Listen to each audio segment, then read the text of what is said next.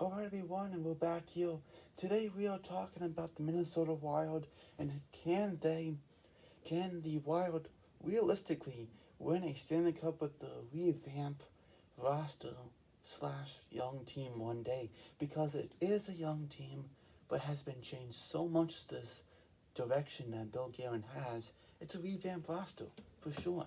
So let's get into it. What we have, we're going to talk about the future, kind of what's now and what's in the future, what's going to be left in the future, and can this team win a Stanley Cup one day with this new direction, core, young team they have? So let's get into it. I know it's a lot to take in of what the Wild are doing. It'd be very interesting if they make the playoffs or how well they do next season because it's just interesting what we will see. So, starting off here, Parisi with a 5 year years left, and he's a massive contract. Yes, we know him and Sudo signed that contract together, and yeah, he's gonna be there for a long time still, and unless they trade him, but I don't see that for a little bit with this, flat cap thing. So he's probably gonna be at the Wild for a little bit now. The whole 5 years, I don't know, but we'll see. You have Marcus Johansson, who you bring in during the offseason for. Does anyone remember? Yes, you do, because it's Eric Stahl. Changing your core once again. Eric Stahl goes to the Buffalo Sabres, for Marcus Johansson had a down year this year. But they probably want to use him as center because they kind of need help at center. So he can play center, probably better on the wing, but if I have to, then he will play on center. So there you go, and he has 1 year left, about a $4.5 million contract. So if they want to keep him or not, it's off the books. Get someone else you want. There you go. And Kevin Fiala has a 1 year left on the RFA. Yes, he's 24. He's been showing how great of a young Minnesota Wild player he is, and how he's just a very solid player. And having the Nashville Predators regret trading him for Mikael Granlund, who's a UFA right now. No one picked him up yet. So there you go. You're gonna really see. I noticed something. I want to see if you notice after I talk about the forward group, and see if you notice the same. All right, second line. Well, by the way, these are not lineups. Like this guy goes with this guy. No, this is just no lineups. So don't think it's a lineup whatsoever. Zuccarello, 4 years left. Yeah, that one kind of stings a little. Not the player like he used to be in New York, but he's there. Probably Parisi, Zuccarello. Those are you guys, your veteran guys, who are going to stay there for a while. Bonino, of course, Bill Guerin used to be a Pittsburgh Penguin as a assistant GM to Jim Rutherford. He's seen Bonino when he won the Stanley Cup back to back, and I'm sure you like Bonino, so that's why he brought him in for Luke Cunningham, which I don't like this deal, because Luke Cunningham was part of the young team. I believed he could have been that center, and it's a win for Nashville, I feel like, because Bonino has 1 year left. Yes, you get second and third, but I really do like Cunningham because he's a proven player. So there you go. And Nick Bjugstad has a 1 year left. I know they got him for a 7th round pick from Pittsburgh. Yes, and he could bounce back. He had that surgery who took him out for a while. Couldn't really figure himself out in Pittsburgh whatsoever. Was more known as a Florida Panthers. So that's what we have right now. Very interesting what we have. And so let's look at Greenway, another young guy. He's a UFA, RFA in 2 years, my bad there. You have Rossi, who you just picked up. He'll be on his entry-level contract for 3 years. Kaprizov, he's an RFA for 1 year. That's the Russian guy. Yes, he's your best prospect, for sure. Then you have Foligno, a really solid bottom six player. You could sign him, you don't want to, that's fine, but I do like Foligno. Nico Sturm, he's 25, he needs to start proving himself next year. And he's the UFA in 2 years. General Mayhew, who's up and down, played his first game last season. He's about 27 years old, so maybe he becomes, in his prime of his career, a bottom six player. Maybe. Yeah, Victor Rask. Yep, we all hate this contract. A 2 year deal on $4 million. Yep, We just put him through waivers and see someone take him, please. Oh, okay. I thought GMs was stupid. Nope, I guess not. There you go. And you have Adam Beckman, who's a prospect. Matthew Boley, who's a prospect. Without the red there with the charm, that means they are a prospect. So there you go. But anything with the red, with the charm, means they play with the team. The ones without it, prospects are in the AHL. So you have Beckman, who's a really solid, looking like a really solid prospect for the Minnesota Wild. Matthew Boley, they picked up in the 2019 draft. You have Bill Bitton, who they got from Montreal, I think a year or two ago, for Augustus Overton, for a forward. And you have Konjarov, who is actually one of the top prospects for the Minnesota Wild. And that's you. There you go. And you also have Ryan Hartman, who looked like a pretty solid young prospect for Chicago, and never turned out to be that player. Went to Nashville, wasn't bad. Went to Philly, played a little there. Went to Dallas, didn't play any games there, and found himself with the Minnesota Wild, which he's kind of had this. Actually had a pretty solid future, and then kind of fell apart. Maybe too many teams he's been changed around, and you just don't get the chemistry, you know. So he's one more year on the RFA. He's a RFA in one more year, so there you go. And you have Alex Neck, who's an RFA in one more year. So what I have noticed, maybe you have noticed, the term on the forward group is not that much, right? The most 5, crazy 4, Zuccarello, that's it.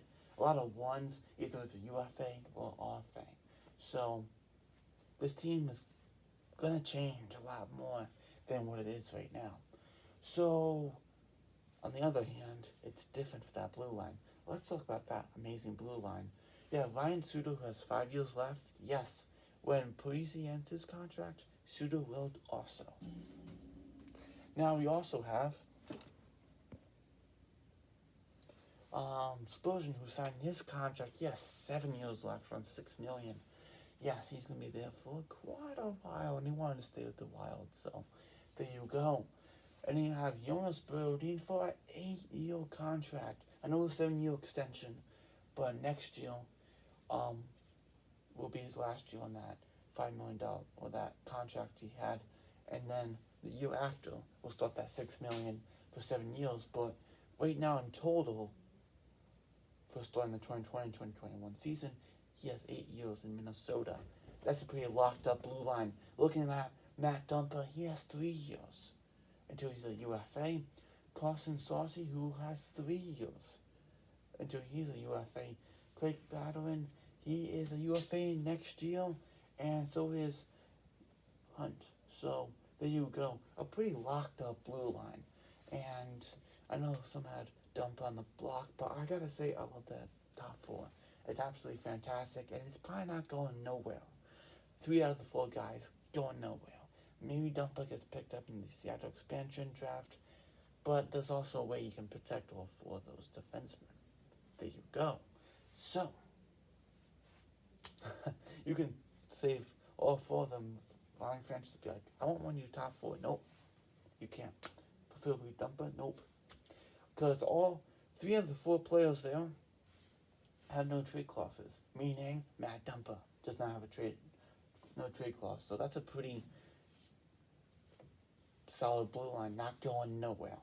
Then on prospects, we have Colin Addison, who got traded to the Minnesota Wild from the Pittsburgh Penguins for Jason Zucker, who went back the other way to Pittsburgh.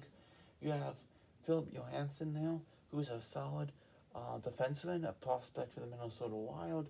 Dakota Murmas, they signed him this year. He's pretty solid. He looked pretty good for the games he played for Minnesota. Manuel, also pretty solid. He can craft the lineup. And Bill Benino, whatever you say his name, so I can't say it. He played a couple of games, not much we saw from him, so he could crack the lineup too. So you do have some pretty solid, it is a lot to pay for a blue line for sure, but that is the strength of the Minnesota Wild. It's that blue line. For the forwards, not as much, maybe, but with the future, the Kaprizov, Rossi, all of that, it might look like a pretty promising future for the forward with Bowley and Beckman. Maybe will be more promising on the forward side of it. So also got goaltending. We have Cam Talbot, 3 years left, and 2 years left for Stalock. Kakinen will be RFA in 2 years, and Hunter Jones, who will sign his entry-level contract. He'll probably play with Iowa Wild for maybe 1, 2, 3 years, 4 years maybe, and really get his feet wet so he can get a solid shot at the NHL, which he's been having some really solid numbers where he has been. So, when can this team realistically win the Stanley Cup? Now, I think Bill Guerin wants to see this team make the playoffs next year. I really do, but do we really see them in the Stanley Cup? Which, wow, those odds are, to me, pretty slim. I have to say, they are pretty slim. But it depends how they gel, because this team has really changed from last year to this year. No Stahl, no Koivu, no Cunnin. You're getting rid of those guys, and you're getting, we'll see how that turns out for them. It'll be really interesting. Top 10 prospects from this book. Right here. The Future Watch.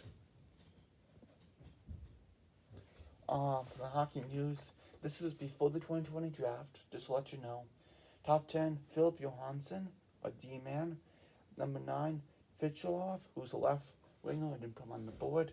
He is from the 2019 draft. Number 8, Brendan Mantell, he's a defenseman. Kaapo Kähkönen, he's a goaltender. Number 6 is Nico Sturm, he's a center. Then number 5, you have the defenseman and Cal Addison. And number 4, you have Adam Beckman, who's a left winger.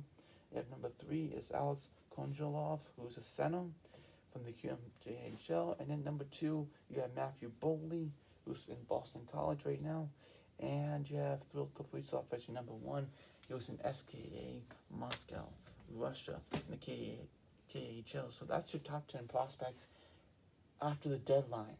That's after the deadline, because Cal Anderson is in there. So, of course, Rossi would be in that top 10 for sure. But we'll see how this team does. I would say, I think Bill Guerin wants to see if they can win it. But they have a pretty solid core.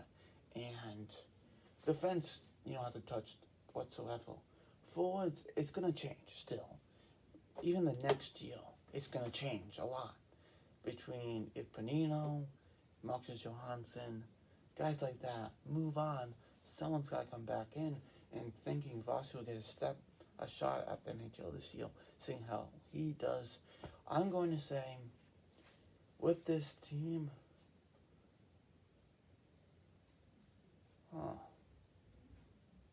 I'm going to give it 3 to 6 years. 3 to 7 years. I'm going to say 3 to 7 years. 3 is on the early side for them. It really is. But 3 to 7 years, I feel like this team could do something. And Vossi would probably be your number 1 center, no doubt. What a fantastic player he is. And OHL and the Ottawa 67s, he was absolutely fantastic. So I would say 3 to 7 years. They have a good span. You have some guys going to be shuffled up in that forward depth. But defense stays about the same. You have some 2 solid prospects for goaltending. Kähkönen is going to battle for that backup spot, and Stalock is going to try to hold that backup spot. So I'm going to be interested who gets that backup spot. Be very interesting. Does Stalock hold on to it, or does he not? So we'll see what happens.